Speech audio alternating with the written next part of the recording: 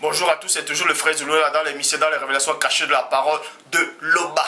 Je rends grâce et gloire à Loba, le créateur du ciel, de la terre, de toutes choses, de toute vie, de tout être, de ce qu'il est grand, glorieux et terrible.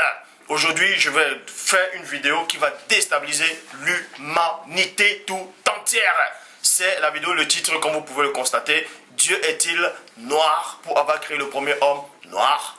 Donc, vous devez savoir ici que le Père Tout-Puissant, dans sa grandeur éternelle, dans sa divine puissance, avait créé un homme au départ. Il y avait un homme et cet homme avait forcément une couleur.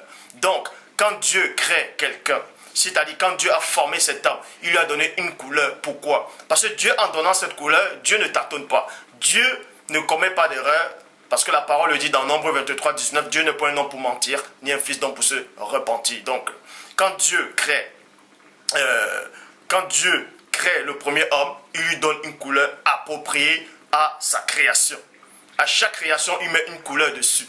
À chaque création, il met une couleur dessus. C'est pour ça que quand vous lisez au début de la Genèse, il est dit, au commencement, Dieu créa les cieux, la terre était informe et vide. La terre il y avait des ténèbres à la surface de l'abîme. Et l'Esprit de Dieu se mouvait au-dessus des eaux. Vous voyez? Donc, et plus on vous dit, Dieu dit que la lumière soit et la lumière fut. Dieu sépara la lumière avec les ténèbres. Parce que Dieu a séparé la lumière avec les ténèbres. Parce que Dieu lui-même s'est fait la distinction entre le ténèbre et la lumière. C'est-à-dire, il s'est fait la distinction entre les couleurs. Donc, il décide que la nuit, quand vous appelez dans votre plan physique la nuit, il dit c'est le soir. Et la lumière, c'est-à-dire quand il fait jouir, on appelle ça le jour. Parce que c'est lui seul qui est maître de toutes choses de circonstances. Il met les couleurs dans chaque élément. De même que quand il crée le soleil, dans Genèse chapitre 1, verset 14, le plus grand luminaire, pour préciser le jour, il lui donne une couleur appropriée. Et le soir, le plus petit, pour préciser la nuit, il donne une couleur appropriée et il donne aussi aux étoiles. Parce que la personne de Paul de Tarse aussi dit dans 1 Corinthiens chapitre 15 que il y a le corps spirituel, il y a le corps physique, il y a des éclats des corps physiques et les éclats des corps spirituels. Même une étoile diffère en lumière, c'est-à-dire en éclat d'une autre étoile. Parce que seul Dieu veut que ce soit ainsi. Donc, quand le Dieu grand, glorieux et redoutable a créé cet homme, il a permis que cet homme porte une couleur. Maintenant, on va voir l'origine de cette couleur. On va voir c'est quoi véritablement cette couleur. Parce que vous savez qu'actuellement, plein de gens, quand vous allez sur Google, Yahoo, Wikipédia, moteur de recherche, vous tapez la couleur d'Adam, on tombe obligatoirement sur la malédiction de Cham, c'est-à-dire soi-disant Noé dans Genèse chapitre 10 a maudit son petit-fils plutôt, Canaan, et c'est là où les Noirs ont apparu. Pourquoi? Parce que depuis Maman Kato, vous devez comprendre, Maman Kato c'est l'église catholique, ils sont venus déjà en Afrique depuis le 1er siècle, selon l'histoire, ils sont venus vous présenter Adam et Ève de cette couleur, des blancs. Vous voyez, aux traits européens. Et deux fois, on le représente avec des traits juifs ou des traits arabes. Mais jamais on ne représente Adam noir et Ève noir. Et pourtant, les propres scientifiques disent que le monde a commencé dans l'Afrique ancestrale, noire. Et que le premier homme était noir. Bref, voilà Adam et Ève qu'ils ont représenté blancs. Donc, cette vérité alors les dérange. Comme ils ont tellement vu Adam, ils ont vu quand Dieu créa Adam, et Dieu a donné cette couleur-ci à Adam, selon eux, voilà, ils ont représenté Adam. Ça, c'est très bien. Et ensuite, ils représentent Noé et ses trois fils, vous voyez, Noé, Cham, Shem et Japhet. Et Noé, il le représente blanc, vous voyez, ce sont des blancs, toujours des blancs. Nous sommes d'accord. Donc, la question que je vais vous poser premièrement, si ces deux-là étaient véritablement de cette couleur, les noirs ont apparu comment? Puisque nous savons que un couple de blancs ne peuvent pas coucher des noirs, mais le contraire peut se produire. Donc, et ensuite, la cerise sur le gâteau, premièrement, comme je dis, il représente l'homme, c'est-à-dire le début de la création de Dieu en tant qu'humain, vous voyez, et ensuite, celui, après le déluge, on a envoyé le déluge, après le déluge, vous voyez, voilà ce qui est resté. Donc pour eux, c'est les blancs qui ont commencé, les blancs ont peuplé la terre, et comme par hasard, le sauveur qui doit venir, il est aussi blanc. Vous voyez, il représente ce faux Christ blanc, ce faux Jésus blanc. Regardez les traits qu'il a. Un Européen avec un long nez, avec des longs cheveux. Or, 1 Corinthiens, chapitre 11, au verset 14 dit, la nature elle-même ne vous enseigne pas que c'est une honte pour l'homme d'avoir de longs cheveux. Donc, vous voyez, la nature le condamne déjà. Vous voyez, parce que ça, c'est pas le vrai Christ. Donc, pour ceux qui disent que la couleur, c'est pas important, que c'est pas ça qui sauve, que Christ, même s'il était chinois, même s'il était arabe, même s'il était blanc, même s'il était noir, ça ne compte pas. C'est parce que vous êtes des hypocrites. Je dis bien, vous êtes des hypocrites. Qui êtes-vous? Je dis bien, qui êtes-vous pour avoir l'audace de dire que la couleur ne compte pas? C'est pas ça qui est important. Mais vous vous prenez pour quoi? Vous vous prenez pour qui? Vous croyez que quand le Père avait créé cet homme-là, le premier homme, il a mis une couleur. Vous croyez que Dieu a mis une couleur juste pour mettre? Dieu, dans sa préscience, avait d'abord prémédité sur la couleur qu'il allait mettre. Il savait pourquoi il a mis cette couleur. Donc, ce n'est pas vous, des simples humains, des mortels, qui viendront avec vos fausses connaissances livresques, qui vont dire non, la couleur ne compte pas. C'est pas ça qui compte. C'est pas ça qui va sauver. Mais qu'est-ce qui va sauver alors? Qu'est-ce qui sauve? C'est ça qui sauve? Ce faux Christ-là qui sauve? C'est ce Jésus blanc qui va sauver? C'est ce Jésus juif qui va sauver? C'est ce Jésus arabe qui va vous sauver? C'est ça qui vous sauve? Je vous le dis. Le même Christ dit, c'est-à-dire en tout cas le vrai premier-né dit dans Jean chapitre 4 au verset 23. Les jours viendront qui sont déjà arrivés où les vrais adorateurs adoreront le Père en esprit et en vérité. Ça veut dire à chaque fois que vous priez, dans votre esprit, vous avez cette image-là. Vous avez cette foi en cet homme-là et votre prière n'arrive pas devant le Père. Je vous le dis, vous êtes complètement hors de la plaque parce que vous avez méprisé une des créations de Dieu. Quand Dieu met la couleur à Adam, il sait pourquoi il a mis cette couleur-là. Il sait pourquoi il a mis cette couleur. De même que quand vous allez au magasin, vous choisissez une paire de chaussures, vous choisissez en fonction du modèle et la couleur. Même ceux qui achètent des voitures. Vous n'allez pas prendre une voiture juste pour prendre une voiture. Vous allez regarder toute option, vous allez regarder le modèle, le style de la voiture et vous allez aussi être attiré par la couleur de la voiture. Alors, si Dieu crée le premier homme, il lui met une couleur appropriée que Dieu lui-même avait choisie. Mais qui êtes-vous pour dire non, la couleur ne compte pas? Hypocrite que vous êtes. Donc, je vais commencer dans Hébreu. Hébreu chapitre 10 au verset 5 dit, c'est pourquoi Christ en entrant dans le monde dit, c'est-à-dire c'est pourquoi le premier-né en entrant dans le monde dit, tu n'as voulu ni sacrifice, ni offrande, mais tu m'as formé un corps. Est-ce que vous comprenez? Dans la personne du premier-né, quand vous pouvez aussi voir dans Philippiens 2, 5 à 9, ayez en vous les sentiments qui étaient au premier-né, lequel exista en forme de Dieu, et non en forme de Dieu le Père. Mais n'a pas regardé comme une proie arrachée d'être égal à Dieu, mais s'est dépouillé lui-même, en prenant une forme de serviteur, en devenant semblable aux hommes, ayant pari comme un simple homme, s'est humilié lui-même, se rendant obéissant jusqu'à la mort, et même jusqu'à la mort du bois, du poteau. Vous voyez? Donc on vous apprend dans Philippiens 2, 5 à 9 que la personne du premier-né s'est dépouillée. Il s'est dépouillé. Dans ce dépouillement, le Père avait déjà, dans sa préscience, conçu un corps. Avait déjà permis que la personne du premier-né vienne sur la terre et qu'il prenne un corps. Donc Dieu lui-même a conçu ce corps. Et sur ce corps, il a mis une couleur. De même qu'il avait mis une couleur à Adam, il a aussi mis une couleur à Christ. C'est pour ça que je dis encore dans Hébreu chapitre 10 au verset 5.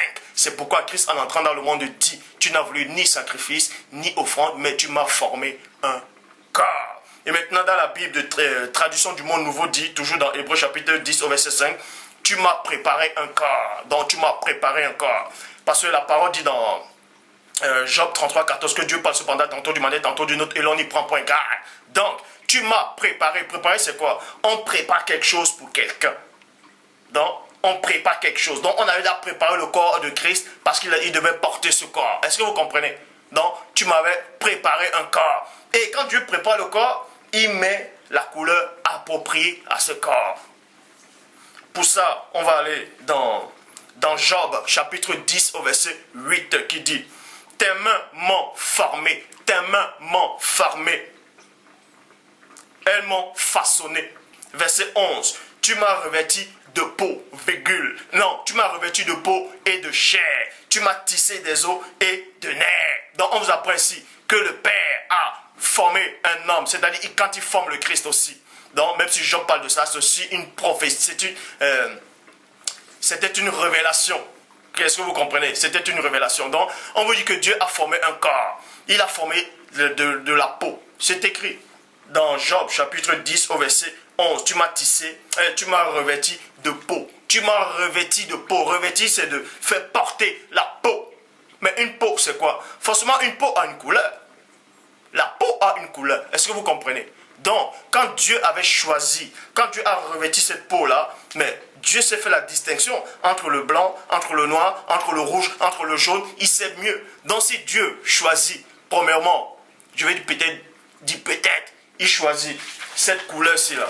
Mais qui sommes-nous pour venir dire, non, Christ était noir. Mais si Dieu choisit que Christ était noir, que Adam était noir, quand il vient dans ce monde, mais qui êtes-vous pour dire que la couleur ne compte pas? Mais qui êtes-vous pour juger Dieu?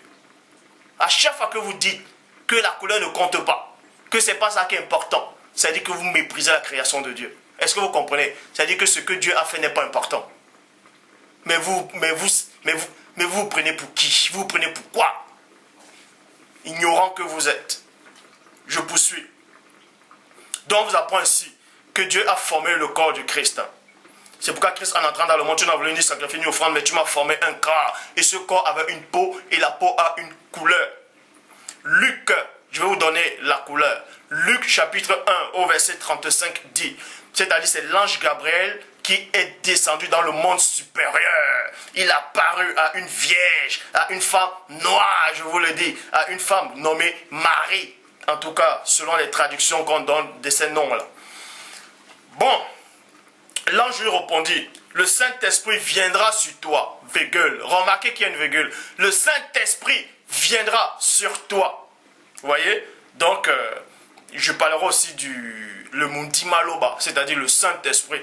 Parce qu'il y a plein de gens qui sont en train de délirer maintenant par rapport au Mundi Maloba. Bon. Luc chapitre 1, verset 35. L'ange répondit, le Saint-Esprit viendra sur toi, virgule, et. Maintenant, il y a et. Le et là, ça symbolise quoi? On parle d'abord du Mundi Maloba, et ensuite, maintenant, on dit et.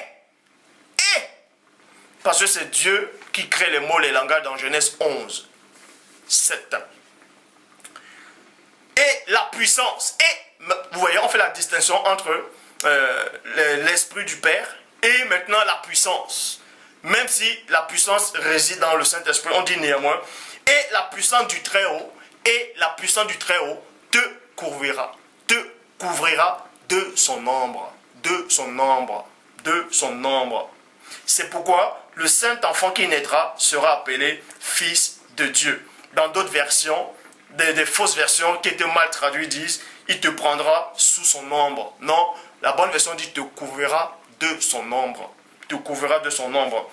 Bon, on vous dit que Marie étant enceinte, elle avait un enfant dans le ventre. Et cet enfant, c'était la personne du premier-né qui devait naître, selon Hébreux chapitre 10 au verset 5. C'est pour ça que Christ, en entrant dans le monde, il dit, tu n'as voulu ni sacrifier ni offrande, mais tu m'as formé un corps. Et on vous dit que l'ombre, déjà, premièrement, il y a le Saint-Esprit qui est venu en Marie. Donc Marie, elle a reçu l'Esprit déjà. Et ensuite, l'enfant qui était dedans aussi a reçu cet Esprit. A reçu le Saint-Esprit. Donc, c'est pour ça qu'il est né enfant de Dieu. C'est pour ça qu'il est dit dans Jean 20, 22, la personne du premier-né souffla sur eux en disant, recevez le Saint-Esprit. Quand on reçoit le Saint-Esprit, on devient enfant de Dieu.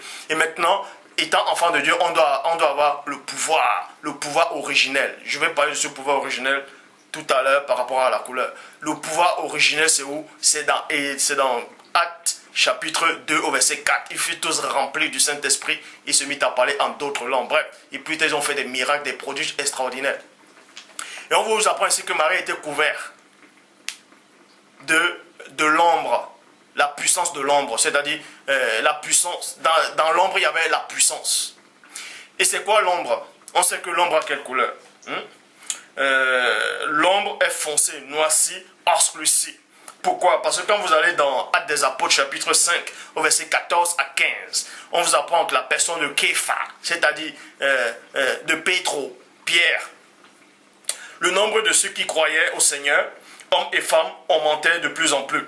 En sorte qu'on apportait des malades dans des rues et qu'on les plaçait sur des lits et des couchettes, afin que lorsque Pierre passait, virgule, son ombre au moins couvrait quelques-uns d'eux, donc quelques-unes. Donc on vous apprend ici que l'ombre de Képha, l'ombre de Pétro a guéri des malades. L'ombre, parce que dans cette ombre-là, il y avait la puissance. Est-ce que vous comprenez? C'est aussi cette puissance qu'a couvert Marie quand elle était enceinte. L'ombre. Le mystère de l'ombre. L'ombre est noire. N'oubliez pas ça. On va continuer. Donc, je vais dans Genèse, chapitre 1, verset 26. Dans votre version, il y a plein de versions qui le disent. Puis Dieu dit, deux points, faisons l'homme à notre image, selon notre ressemblance. Certaines versions qui disent, faisons les humains à notre image, c'est faux. La bonne version dit, faisons l'homme. Parce que Dieu n'a pas fait des humains, là. Il a fait l'homme. Il a fait l'homme. Le premier homme, il a fait l'homme. Adam était tout seul. Bon, Genèse 1, 26. Je vais prendre une autre version des Bibles. La bonne traduction qui parle de ça.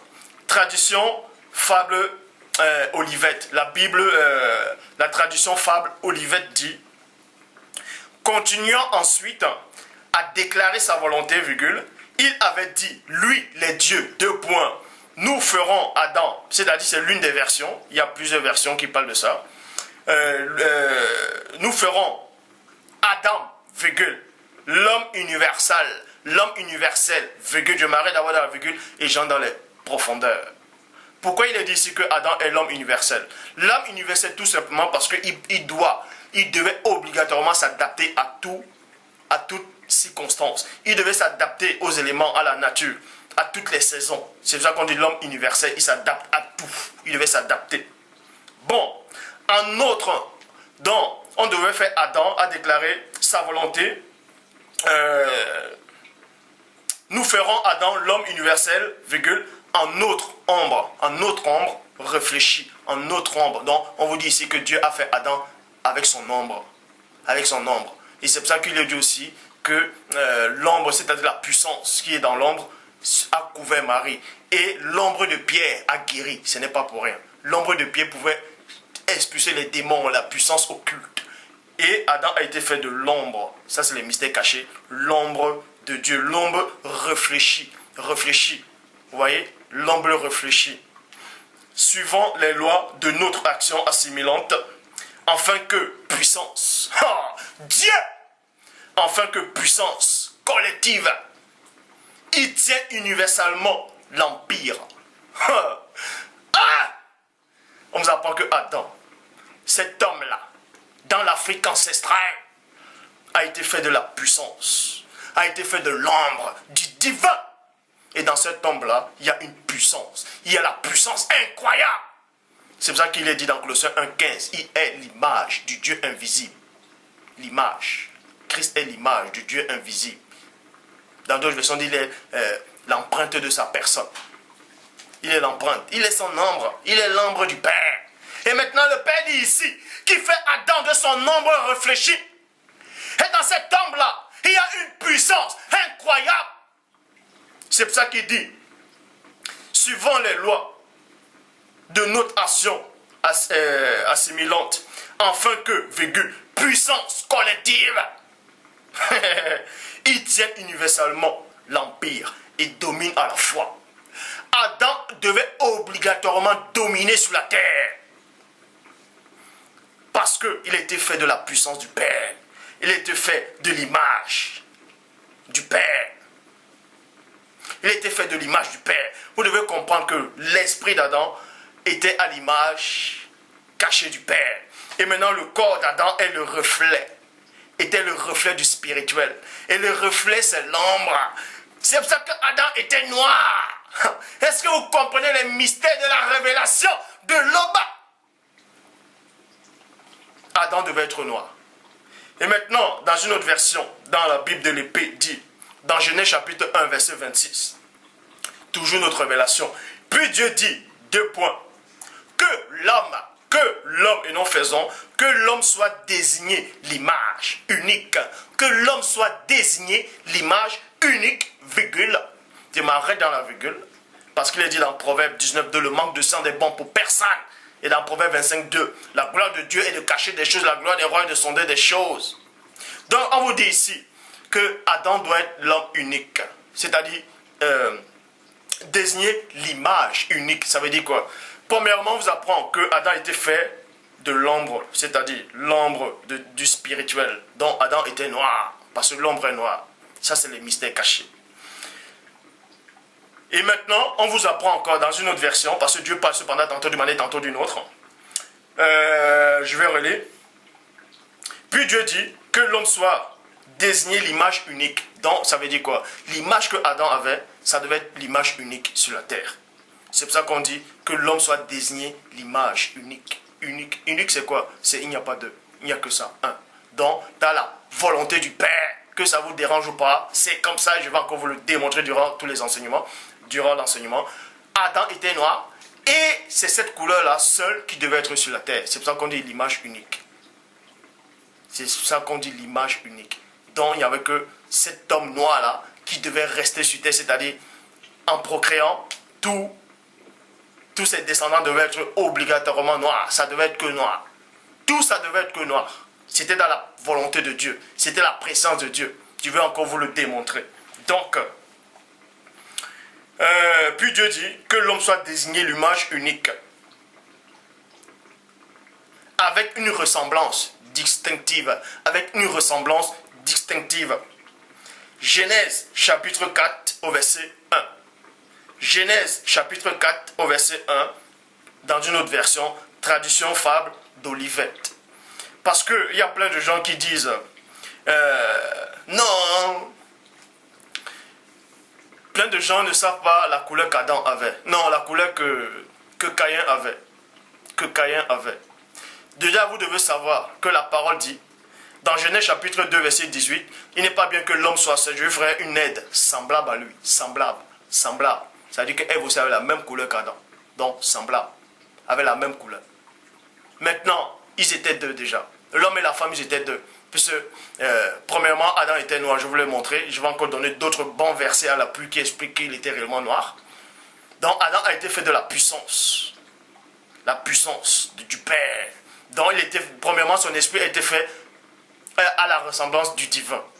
Et maintenant, son corps a été fait de l'ombre. Vous voyez, l'ombre est noire.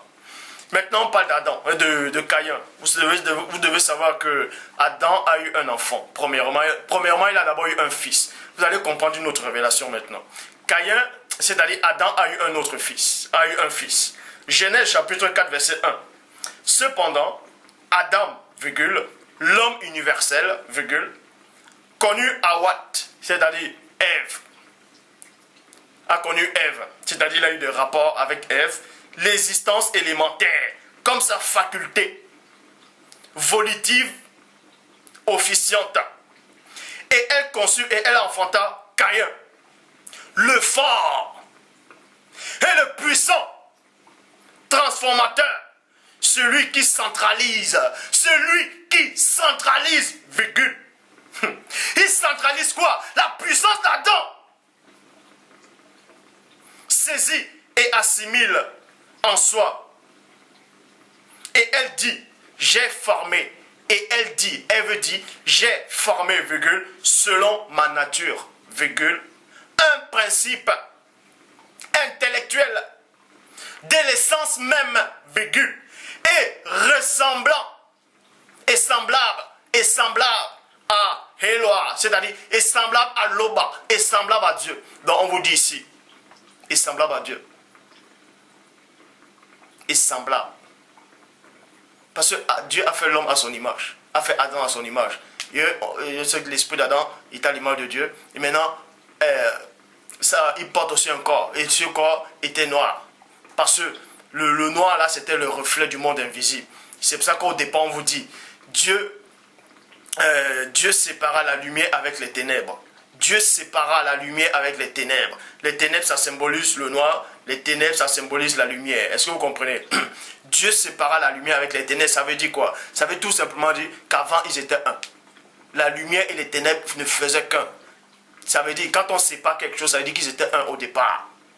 Et là, on vous montre comment la création entre eux se fait. Donc, cette lumière-là symbolise le corps spirituel d'Adam. Et cette ténèbre symbolise le corps d'Adam. Donc, Adam était noir. Ève était noire. Et on vous apprend que Caïn aussi était noir. Caïn aussi était noir. Puisqu'il était fait semblable aussi. Verset 2. Et elle ajouta. Vous voyez? Et elle ajouta à cet enfantement celui de son frère Abel. Et elle ajouta, ajouter c'est quoi? Donc on ajoute ce qu'il y a déjà. Donc ça veut dire quoi? Il y a déjà quelque chose, on ajoute la même chose. Donc Abel aussi était noir. Abel aussi était noir. Bon, voilà mes preuves déjà. Donc, et ensuite je vais dans Genèse chapitre 5 au verset 3. Genèse chapitre 5 verset 3. Dans l'une des versions, la Bible dans Genèse chapitre 5 verset 3. Or Adam vécut 130 ans et engendra un fils à sa ressemblance. Et engendra un fils à sa ressemblance, virgule, mais selon son image charnelle, et il lui donna le nom de Seth. Donc Seth aussi était noir.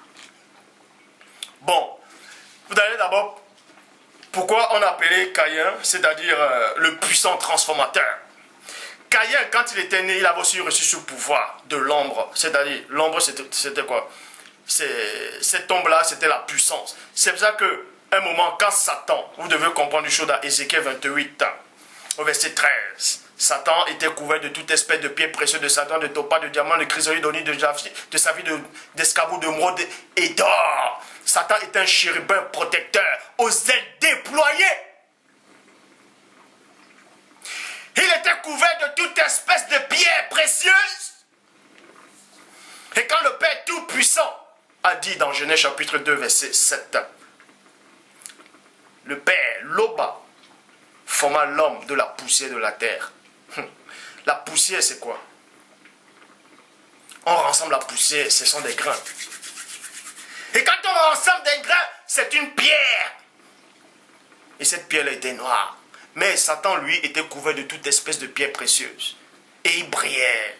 Et quand il a vu cet homme-là, Adama, quand il a vu cet homme, cet Africain, ce noir, qui brillait, mais spirituellement, Satan s'est revu à Adam. Il s'est revu en cet homme-là. C'est pour ça qu'il a haï cet homme. Il a haï Adam. Il a haï le premier homme noir. Il a haï la race noire. Il a haï la couleur noire. Parce que la couleur noire a été faite de la puissance elle-même du Père. La puissance divine est le reflet.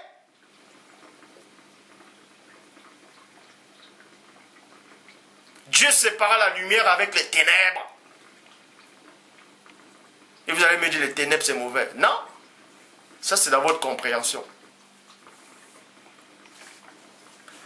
Les ténèbres ça a d'autres significations pour vous. Après la chute. Donc, Caïn aussi avait cette puissance. C'est pour ça que le Père dit à Caïn. Le Père dit à Caïn. Les péchés, c'est-à-dire, quand Satan, l'ancien jadis chérubin ouin, a vu que l'homme noir avait été créé et qu'il avait reçu une puissance incroyable. Adam avait une puissance extraordinaire. Il avait le pouvoir sur les circonstances, sur les éléments. Il était Dieu sur terre. Et Satan a vu ça. Et Satan aussi a vu que Adam avait la capacité de se reproduire. Il a dit, c'est pas possible. Il ne pouvait pas aller affronter Adam directement. Il n'est pas passé par Adam. Parce qu'il ne faisait pas le pouvoir. Il ne pouvait pas résister une seule seconde avec cet homme-là, noir, de l'Afrique ancestrale.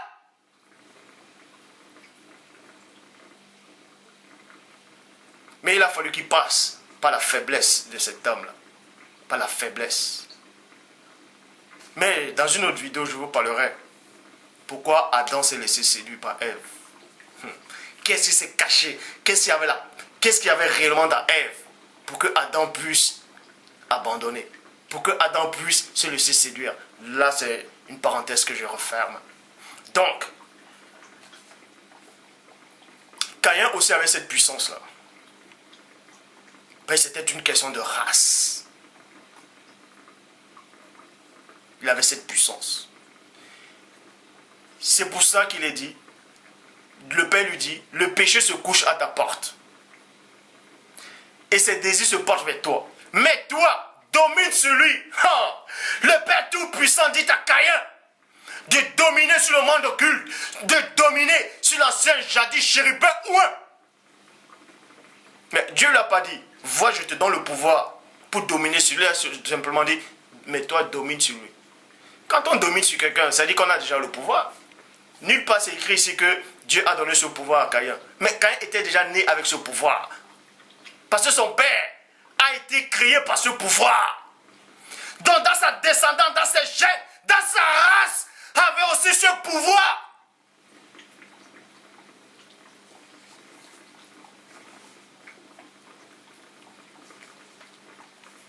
Donc on vous apprend ici que dans Genèse chapitre 5 verset 3, or, Adam, âgé de 130 ans, engendra un fils à sa ressemblance, selon son image charnelle, et lui donna le nom de Seth. Vous pouvez voir ça dans la Bible, dans la version de l'épée.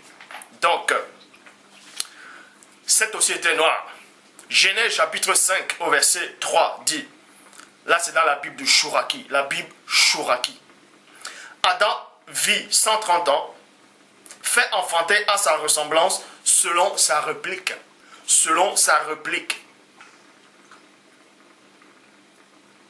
Écrit son nom, Seth. Genèse, chapitre 3, Genèse, chapitre 5, verset 3, la Bible du rabbinat. Adam, ayant vécu 130 ans, produisait un être à son image, selon sa forme. Et il lui donna pour nom Seth. Genèse, chapitre 2, verset 7. L'Éternel Dieu forma l'homme de la poussière de la terre, virgule. Il souffla dans ses narines un esprit de vie et l'homme devint une âme vivante. Vous voyez? Une âme vivante. Vous pouvez voir ça dans la version Abbé Philon. Maintenant, toujours dans Genèse chapitre 2, verset 7. Dans Genèse chapitre 2, verset 7. Dans la traduction plutôt Abbé Philon dit, le Seigneur Dieu forma donc l'homme du limon. Vous voyez? L'Éternel Dieu forma l'homme du limon. Vous pouvez voir ça dans la traduction Abbé Philon. Dans Genèse chapitre 2 au verset 7. Le Seigneur Dieu forma donc l'homme du limon de la terre. Le limon c'est quoi? C'est la boue. Limon c'est la boue. Et cette boue là avec quelle couleur? On va donc vérifier. On va donc vérifier. Bon. Pour ça, je vous exhorte. Vous pouvez vous renseigner. Vous pouvez aller sur Yahoo, Wikipédia, Google, sur le moteur de recherche, la bibliothèque, la médiathèque. Vous pouvez vous renseigner. Vous voyez que dans l'Égypte antique, vous voyez qu'en Égypte, tous les ans, je dis bien, tous les ans, on analysait le limon du Nil de l'Égypte. Chaque année, voici le document, chaque année après l'inondation, le sol de l'Égypte est couvert d'une couche plus ou moins épaisse de limon. Vous voyez, de limon. Sa couleur noire. On vous dit que le limon était noir. Donc on vous apprend ici que chaque année, dans le sol de l'Égypte, dans le Nil, on analysait le limon. Après inondation, donc il a fallu que l'eau d'abord vienne. Et ensuite, dès que l'eau s'évapore, dès que l'eau quitte, on analyse directement ce sol-là. Et c'était noir.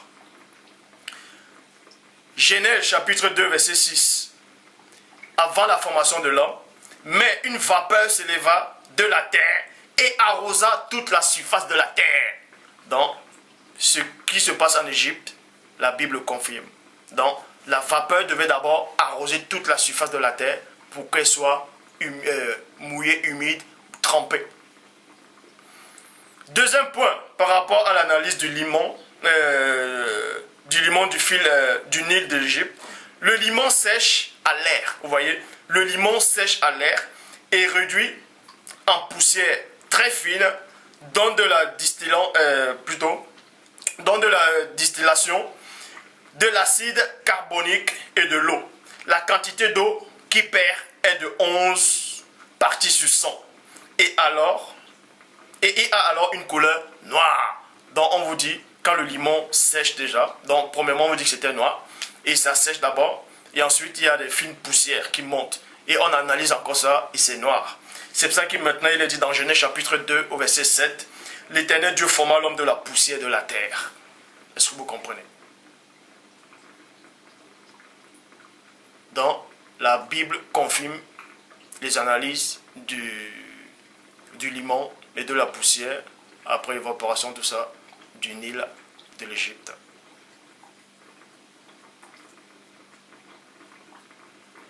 Et aussi, il y a d'autres versions qui disent que Dieu a créé l'homme d'argile. Vous pouvez même vous renseigner, toujours dans le truc de Grèce, de la Grèce, de l'Égypte antique. La première argile est d'abord de couleur noire. Et ensuite, sont les métaux qui, après, plus tard, ça change de couleur, ça prend toutes les autres couleurs. Mais à l'origine, d'abord, l'argile est noire. Mais là, ici, il est question du limon. Il est noir. Donc, voilà, encore les preuves, Adam était bel et bien noir. 1 Corinthiens chapitre 15, verset 38. Dieu ensuite va lui donner un corps selon qu'il a décidé. Donc, Dieu a décidé de donner cette couleur-là à Adam.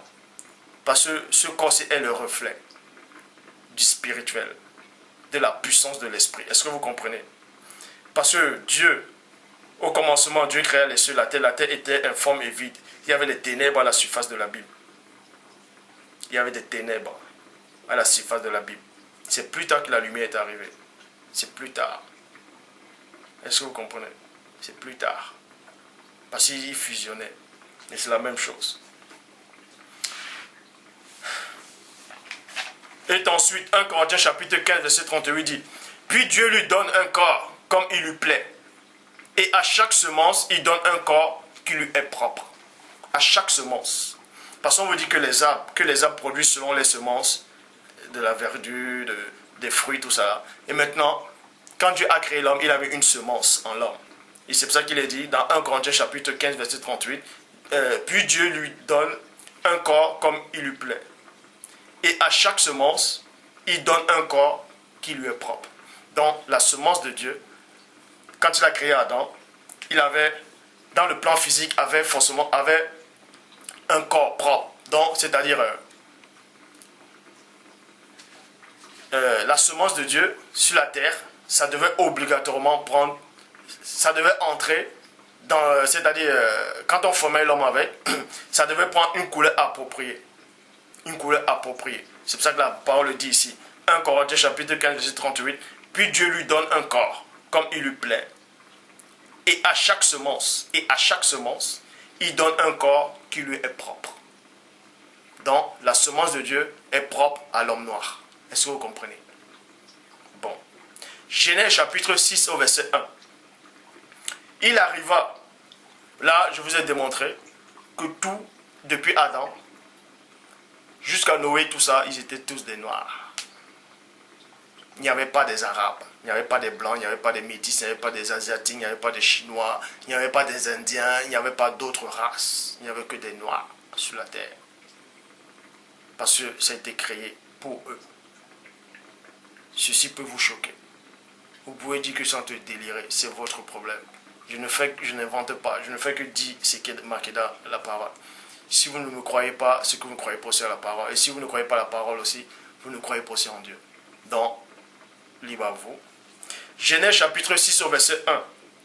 Il arriva, quand les hommes commençaient à se multiplier sur la surface de la terre et que des filles les furent nées, virgule. Donc, vous apprenez ici dans Genèse chapitre 6 au verset 1, que les hommes, c'est-à-dire c'était des noirs, se sont multipliés, ont commencé à se multiplier sur la surface de la terre. Donc, ils étaient partout dans le monde entier. Même les scientifiques ont déjà démontré ça.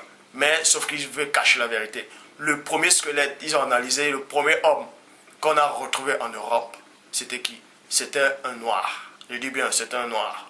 C'était pas des blancs. C'était un noir. Et en Amérique, soi-disant, on vous dit, Christophe Colomb a découvert l'Amérique, tout ça c'est faux. Ils sont arrivés là-bas, ils ont trouvé des Indiens.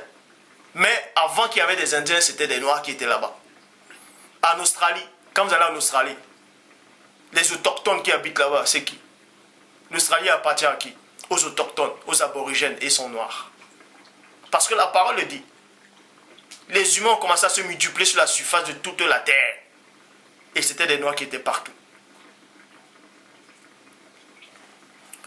Genèse 6, 2. Dans la Bible français courant. Les habitants du ciel, parce qu'il y a d'autres qui disent que non, ce n'est pas les anges qui sont descendus pour avoir des rapports sexuels avec des femmes. La parole dit ici, les habitants du ciel. Le ciel, c'est quoi? Le ciel, ça fait aussi partie, selon la Bible, du royaume du Père. Or, Paul de Tarse dit dans 1 Corinthiens chapitre 15 au verset 50, ce que je dis, frère, c'est que la chair et le sang ne peuvent hériter le royaume de Dieu. Donc, ces habitants-là ne pouvaient pas être faits de chair et de sang. C'était des esprits. Donc, les habitants du ciel, c'est-à-dire les fils de Dieu, constatèrent que ces filles étaient bien jolies et ils en choisirent pour épouse. Vous voyez? Genèse chapitre 6 au verset 2, dans une autre version dit, les constructeurs puissants virent les générations. Les constructeurs puissants virent les générations d'Adam étaient plaisantes et il prit des femmes entre toutes celles qui les plurent. Et le mot génération, c'est quoi? C'est postérité, famille et race. Donc, c'était que des noirs. On vous apprend que les anges sont descendus sur terre. Ils ont couché avec des femmes noires. Ils ont couché avec des femmes noires sur toute la terre. Ils ont couché avec des femmes noires. Bon. Genèse chapitre 6 au verset 4. Les disgraciés, c'est-à-dire les néphilim. Les disgraciés, c'est quoi? Ça veut dire déshérités. Les disgraciés, entre parenthèses, néphilim, étaient sur la terre en ce temps-là.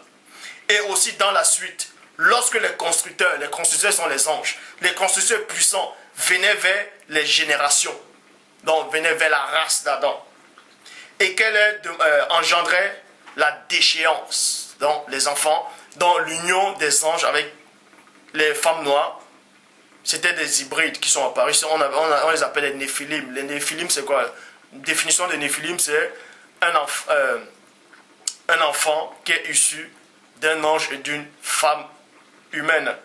Donc, il les engendrait la déchéance. La déchéance, c'est quoi? C'est perte de droit. Donc, ce sont ces enfants qui ne devaient pas exister. C'est-à-dire, ils ne devaient pas, selon la Bible, ils ne devaient pas être là. Ils ne devaient pas être là. Parce que c'était uniquement la race d'Adam qui devait remplir la terre et rester sur terre. Genèse 6, 4. C'était l'époque où il y avait des géants sur la terre. Et il en resta même plus tard. Donc on vous dit que c'était l'époque où il y avait les néphilim. Cette hybridation, ils étaient sur terre. Et on vous dit ici qu'ils restaient même encore plus tard. Pourquoi? La preuve, vous pouvez voir ça dans Nombre 13, 32 à 33, où les enfants d'Israël sont allés parcourir le pays. Ils ont décrit le pays, ils ont dit, nous avons vu des habitants, le pays qui devant les habitants, nous avons vu des néphilim. Dans d'autres versions, on dit des néphilim.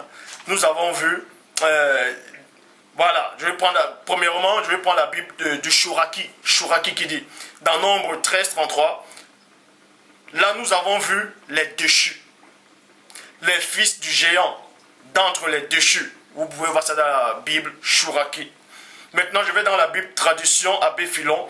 Nous avons vu là des hommes qui étaient comme des monstres. Virgule.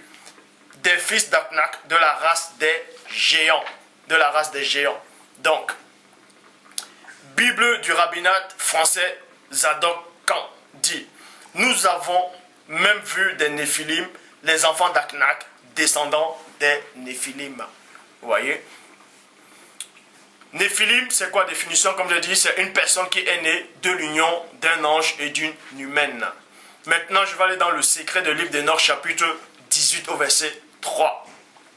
On vous dit, les anges, c'est-à-dire les Gégoris, ce sont des Gégoriens. Ils vu les filles, c'est-à-dire ont vu les filles des hommes quand elles étaient bonnes et ont pris pour eux-mêmes des épouses et ont corrompu la terre avec les actions qui sont en tout temps. Et en tout temps de les âges, on fait l'anarchie et le métissage. Donc on vous apprend que ces anges-là sont descendus sur terre, ils ont couché avec la génération d'Adam, c'est-à-dire la race noire. Et les unions, il y a eu des monstres qui sont apparus, il y a eu des géants, il y a eu des vous pouvez voir ça, il y avait des monstres, tout ça là. Il y avait des néphilim, et c'est là où il y a le métissage aussi. Les couleurs ont apparu. C'est là où maintenant, vous pouvez voir d'autres espèces qui ont apparu. C'est là où, plus tard, il y a les Arabes qui apparaissent, les Blancs qui apparaissent, les Chinois, les Asiatiques, les Indiens. Toutes les autres espèces ont apparu de l'union des anges avec les femmes noires, selon les Écritures. C'est pas moi qui l'invente. Je dis bien, c'est pas moi qui l'invente. Donc vous pouvez dire que je délie. En disant que je délie, vous dites que c'est la Bible ou bien c'est l'Écriture qui est en train de délirer. Donc je ne fais que répéter ce qui est marqué. Donc on vous dit ici là. Et le métissage c'est quoi? Définition de métissage c'est quoi? C'est croisement de races, de variétés différentes. Hybridation. Hybridation. Donc c'est là où les Arabes ont commencé. C'est là où les Chinois ont commencé. Les métis, bref. À partir de là où il y a eu cette descendance, c'est à partir de là où cette gène a commencé, c'est là où le métissage a commencé, les autres couleurs ont apparu. Mais ce n'était pas dans la présence de Dieu. Je vous le dis, ce n'était pas dans la volonté de Dieu que cette race-là soit sur la terre. Je sais que les mots que j'emploie maintenant vont vous déstabiliser, mais ouvrez que Dieu est bon. Dieu est merveilleux. Dieu est merveilleux. Donc, pour ceux qui disent peut-être qu'ils sont délirés, libre à vous, je ne fais que répéter ce qui est marqué. Donc, et des Néphilim en sont nés. Vous voyez, et des Néphilim en sont nés. Et des hommes grandioses d'une grande hostilité. Maintenant, vous devez savoir que quand ces anges-là sont descendus, quand ils ont convoité les femmes, déjà quand ils étaient au ciel, quand ils descendaient, ils ont convoité les femmes. Donc, quand vous convoitez c'est quoi? Vous acceptez dans le cœur. Et quand vous acceptez cette convoitise, vous avez déjà péché. Quand vous péchez, vous êtes souillé. C'est pour ça qu'il est dit dans Matthieu chapitre 5, verset 28. Mais moi, je vous dis que quiconque regarde une femme pour la convoiter a déjà commis un adultère avec elle dans son cœur. Dans son cœur. Donc, les anges avaient déjà commis l'adultère en convoitant les femmes sur la terre. Ils avaient déjà commis le péché de la chair, de la fornication, en convoitant ces femmes-là dans le cœur. Donc, ils ont été souillés déjà spirituellement. C'est pour ça que dans Job chapitre 14 au verset 4 dit, comment d'un être souillé sortira-t-il un être pur? Donc ces anges étaient souillés, donc les descendants, les enfants aussi, selon la Bible, il n'a pu sortir aucun. Donc selon la Bible, ils étaient impurs aussi. Livre d'Enoch chapitre 15 au verset 2. Pourquoi avez-vous abandonné les hautes abandonner les saintes hauteurs du ciel, votre demeure éternelle, pour aller vous souiller avec les femmes? Point d'interrogation. Pourquoi êtes-vous épris des filles des hommes, et avez-vous fait vos épouses, et avez pratiqué avec elles des œuvres des enfants de la terre, et donné naissance à une race impie? À une race impie.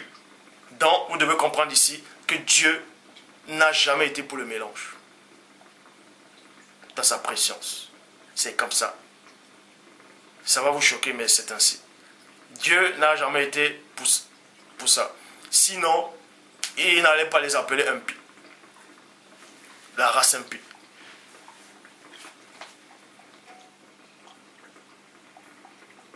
Maintenant, on va parler par rapport à la malédiction. Donc, premièrement, je vous ai démontré que les patriarches, Adam, tout ça, ils pouvaient être que des noirs. Parce que c'est Dieu qui a voulu que ce soit ainsi. Dieu avait choisi cette couleur-là, premièrement. Et les autres couleurs sont arrivées, non pas parce que Dieu a voulu, mais parce que les anges ont désobéis à la parole de Dieu. Ils sont venus, ils ont couché, ils ont apporté le métissage, toutes les autres espèces, les races ont apparu sur la terre. Sur la terre.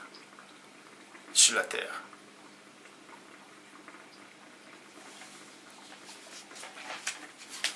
Maintenant, on va parler par rapport à la couleur. Toujours, vous devez savoir que les Juifs qui ont modifié l'écriture, c'est-à-dire dans Jérémie 8.8, c'est bien envers qui sont mis à l'œuvre la plus mensongère du script. Les scientifiques savent que le premier homme était noir, ils connaissent l'histoire, que le monde est venu par l'homme noir, que l'homme noir devait rester sur terre, c'était lui qui devait rester sur terre seul. Ils connaissaient cette vérité-là. C'est pour ça que ils ont tout fait. Ils ont traîné l'homme par rapport à l'esclavage. Ils ont colonisé l'homme noir. Ils ont créé ce faux Christ. Parce que la vraie vérité les dérange. Ils ont créé ça. Noé, blanc. Adam et Ève, blanc. Vous voyez? Parce que la vraie vérité les dérange. il veut étouffer la vérité. Parce qu'ils connaissent les origines. Ceux qui ont modifié l'écriture connaissent les origines. Ils savent que Dieu n'a pas voulu qu'il soit là. C'est pour ça que ça les dérange. Je le dis encore. Je le répète. C'est comme ça.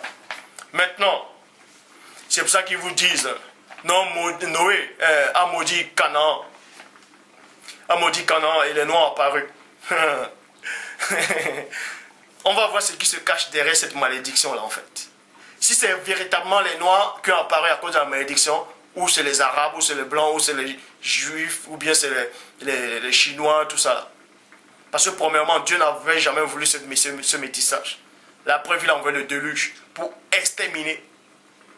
Maintenant, après le déluge, on vous dit qu'il y a 8 personnes qui ont été sauvées. Oh, la parole me dit qu'il y avait encore des Néphilim dans Nombre 13, 32 à 33. Bref. Donc,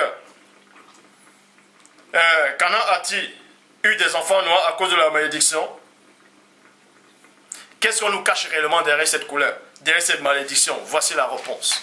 Donc, les gens se sont mis en vain pour changer la couleur des patriarches, pour changer la couleur des véritables hommes de Dieu, de l'espèce que Dieu avait choisie. Bible second 21.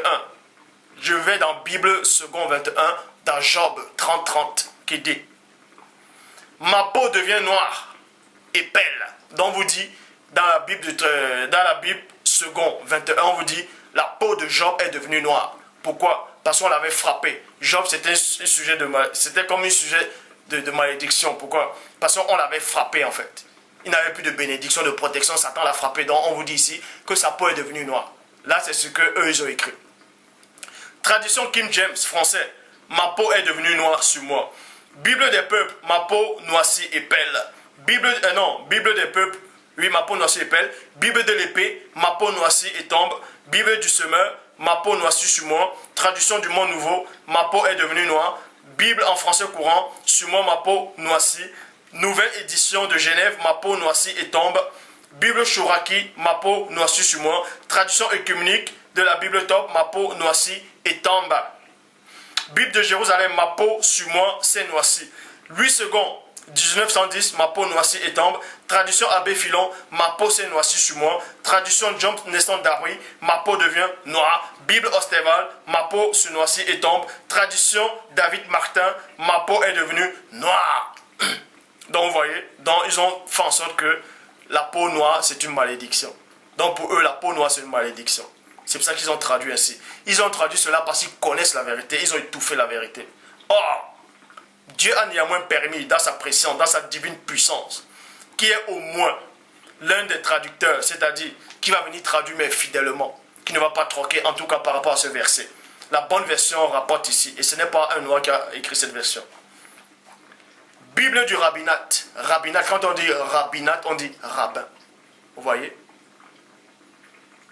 Bible du rabbinat français, Zadok Khan, dit, ma peau, virgule, toujours dans Job 30-30, ma peau, virgule, toute noircie, virgule.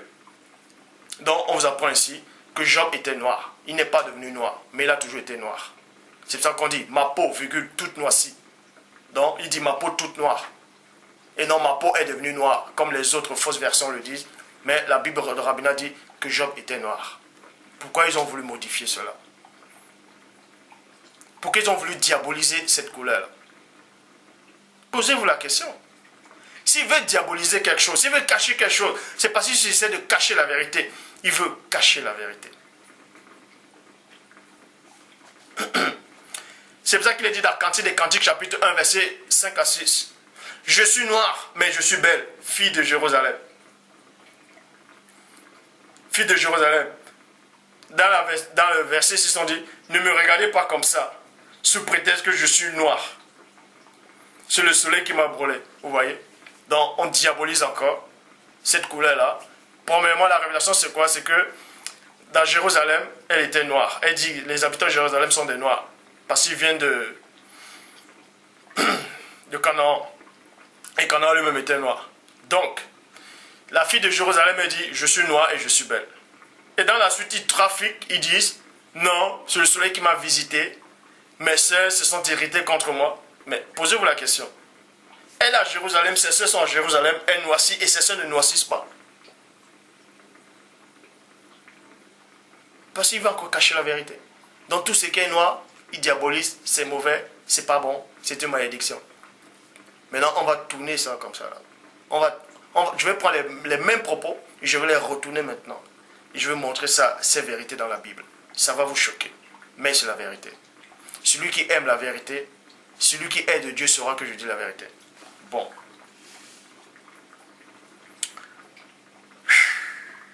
Pour ça, on va aller.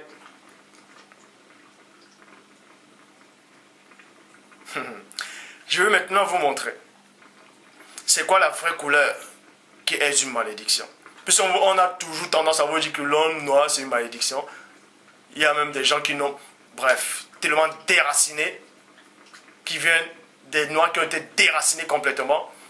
Ils viennent dire que l'homme noir c'est une malédiction, que la couleur de l'homme noir c'est une malédiction. Bref, je vais vous montrer le contraire, que c'est les autres couleurs plutôt. Lévitique chapitre 13, verset 8. Le sacrificateur examinera. Vous voyez, on parle des gens qui ont reçu la dâtre, une dâtre. Le sacrificateur l'examinera, et si la dâtre s'est étendue sur la peau, étendue c'est quoi? Si ça prend toute la peau, même tout le corps. La dâtre, c'est à une couleur. Bon. C'est étendu sur la peau, le sacrificateur le déclarera impur. Donc si la dâtre vient sur toi, ça prend tout ton corps, tu deviens impur. C'est la lèpre. La dâtre a quelle couleur? Définition: brun, clair, jaunâtre. Brun, clair, jaunâtre. Qui a cette couleur ici là? Est-ce que c'est un noir qui a cette couleur? Merci. On poursuit. Nombre 12. 9 à 12. On vous apprend. Myriam a murmuré contre Moïse. Aaron aussi a murmuré. Mais Dieu a frappé Myriam. Nombre 12, 9 à 12. La colère de l'Éternel s'enflamma contre eux et s'en alla. La nuée se retira de dessus la tente et voici Myriam était frappée d'une lèpre blanche comme la neige. Aaron se retourna vers Myriam et voici elle avait la lèpre. Alors Aaron dit à Moïse: de grâce mon Seigneur, ne nous fais pas porter la peine du péché que nous avons commis en insensé. Donc on vous dit que la lèpre c'est quoi? C'est à cause du péché. C'est à cause du péché, c'est une malédiction. Et donc nous sommes rendus coupables. Oh, verset 12. Oh, qu'elle ne soit pas comme l'enfant mort-né dont la chair est à moitié consumée quand il sort dans le ventre de sa mère. Donc on vous dit que Myriam, quand elle a reçu cette lèpre-là, elle ressemblait à un bébé qui sortait du ventre de sa mère, mort-né. Et un bébé qui sort du ventre de sa mère, à quelle couleur? Il n'est pas noir. Il n'est pas noir. Même si un couple de noirs accouche un enfant noir, quand il sort directement, l'enfant n'est pas noir. Et on dit que Myriam avait reçu cette couleur-là, d'un enfant qui sort du ventre de sa maman. Et les noirs n'ont pas cette couleur-là. C'est les autres qui ont cette couleur. Donc, ça, c'était la malédiction. Cette couleur-là, c'est une couleur de malédiction. Maintenant, ça peut vous choquer, c'est votre problème. Je ne fais que dire ce qui est marqué. Bon. Genèse, chapitre 25, versets 24 à 26. On dit Rebecca était enceinte, elle avait 2 jumeaux dans le ventre. Le jour où elle devait accoucher s'accomplit, et voici, il y avait 2 jumeaux dans le ventre. Le premier sortit entièrement roux. Le premier sortit roux. Roux, c'est quoi? Il est clair. Il est plus clair qu'un noir. Bon. Sortit entièrement roux, couleur claire, comme un manteau de poil, et on lui donna le nom d'Esso. Ensuite sortit son frère dont la main tenait le talon. On lui donna le nom de Jacob. Jacob était noir, c'est pour ça qu'on n'a pas précisé sa couleur. Malachie 1, 2 à 3. Je vous ai aimé, dit l'Éternel, et vous dites en quoi tu nous as aimés. Esso n'est-il pas le frère de Jacob? Dit l'Éternel, cependant j'ai aimé Jacob. Et j'ai eu de la haine pour Esso. J'ai eu de la haine pour l'autre couleur. Ça, c'est les vérités bibliques maintenant. Vous voyez? Donc, quand on tourne maintenant là, comme ça là, vous voyez ce que ça fait? Quand on a toujours lancé le boomerang à l'homme noir, et maintenant il a saisi ça, il renvoie. La pierre que vous jetez, la pierre qui bâtissait, vous avez jeté, et c'est retourné sur vous.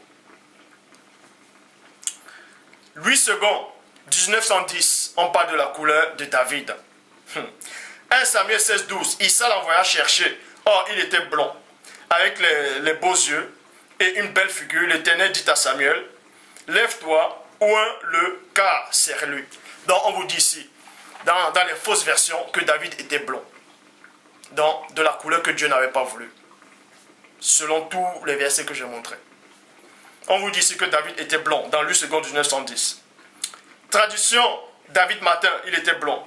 Bible Osteval, il était blond. Traduction Abbé Filon, il était blond. Bible... c'est quoi là? Oui. Bible pastorale de Marais-Sousse était blond. Nouvelle édition de Genève était blond. Bible de l'épée était blond. Traduction King James français, il était rougeâtre. Il n'est plus blond maintenant, il est rougeâtre. Traduction James Nesson il avait un teint rosé. Donc on quitte de blond à rougeâtre à rosé. Eux-mêmes ne sont même plus d'accord entre les couleurs. Bible du rabbinat français, Zodakan, il était vermeil. Traduction du Monde Nouveau, il était vermeil. Traduction écuménique de la Bible Tobe, il était clair. Bible en français courant, il était clair. Vous voyez, eux tous là, ils ne sont même pas d'accord par rapport aux couleurs.